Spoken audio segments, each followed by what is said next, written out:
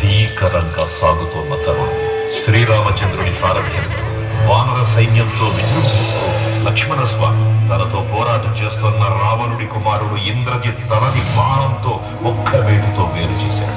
ఇంద్రజిత్ మరణమార్గమైన రావణుడు ఆవేశంతో ఊగిపోయాడు. ప్రతీకారం కోసం పాతాళలోకాధిపతి తన సోదరుడైనటువంటి మహిరావణుడి సహకారం కోరాడు.